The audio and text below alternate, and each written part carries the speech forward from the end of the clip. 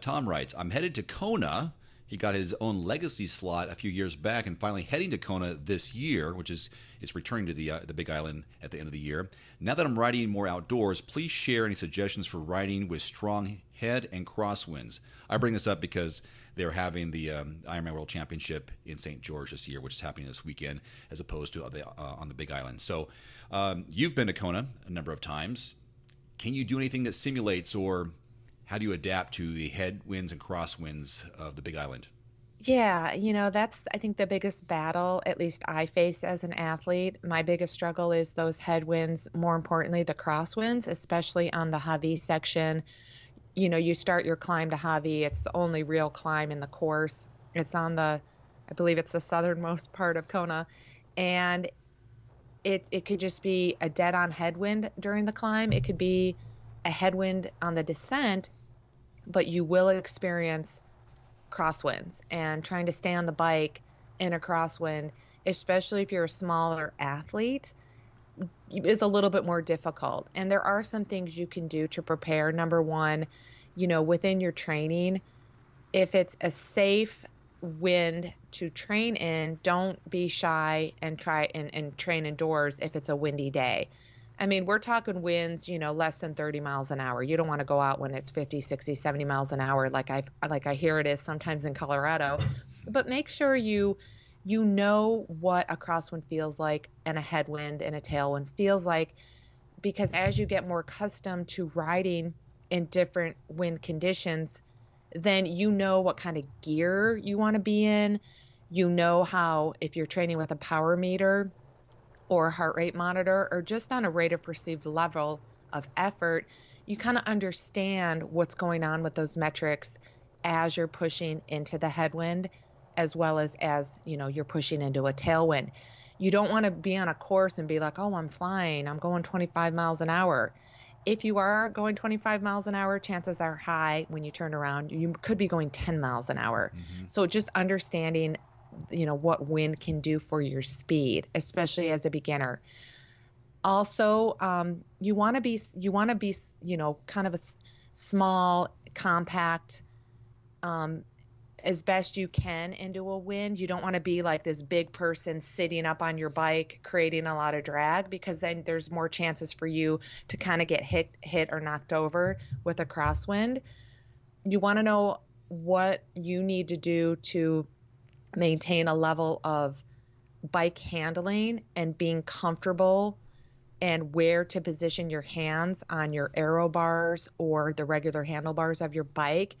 Something that I learned is when I'm descending Javi with crosswinds, I usually have one arm like in the aero position and then the other arm on my brake. So for me, it gives me a little bit more control if a gust is going to happen to me. And I think the best tip that I received that was very useful for me is looking ahead at other athletes in front of me and looking to see if they're making any movement side to side. Because if I see an athlete in front of me who's, trying to handle their bike, or who may get a little pushed into the road or may get a little pushed to the side of the road, I know the crosswind's coming up. And so I kind of get myself a little bit more braced on my bike so I don't fall over. I had a couple of points. One was going to be that one. Second is that in Hawaii, there are these cutouts in the lava fields where it looks like a small ridge that the road's been cut out so you can go through that area.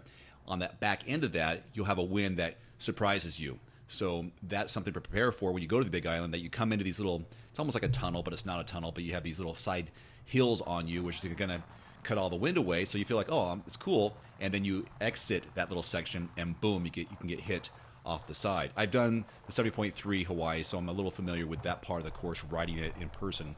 So I know that. Just make sure you need to be prepared for the wind. So, I mean, if just knowing that you need to prepare yourself for the wind is going to be a step ahead of not knowing. Yeah. Knowing that it's probably going to be on that heavy section that's going to give you the most problems.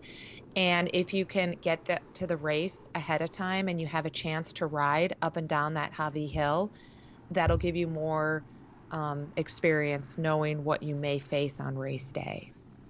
My next one was thinking, because I was doing this yesterday, I was riding on a kind of a highway, but big shoulder there, that when the semis go by you, that's an experience. that's when there's a push, and you can feel that.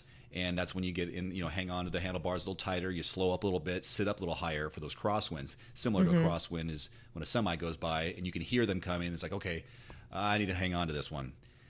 That was another one. My last one is his question is please share any suggestions for riding with strong headwinds and crosswinds. Watch your power. Don't fight against the winds. Just focus. One of the things I'd say is focus on your power. Try to stay consistent with that because even if you go with the wind, hey, you're going faster, but how's your power? Are you pushing too many watts going faster? And then if you're going against the wind, are you pushing too many watts trying to maintain a certain speed? Trying to let the weather dictate your effort if you can. Yeah, and I mentioned, proper gearing. I like to push a little bit bigger gear than I normally would into the wind, and usually that actually lowers my power a little bit if I'm pushing a bigger gear, but I just Mm-hmm. feel more in control Yeah. of the bike if I'm going in a direct headwind. And again, it's mainly those crosswinds. I don't know if you can ever really fully prepare for the crosswinds other than knowing that it could come and you just got to kind of brace yourself and the goal is to not get blown over. It does happen. I've seen athletes on the road in Kona who have gotten blown over on their bike. I've heard stories and I play it safe. The Kona bike course is not my strength because I play it a little bit safe on that descent Mm-hmm. more than my competitors do. But for me, ultimately that is just better for me in my mind is to just go a little bit slower and play it safe.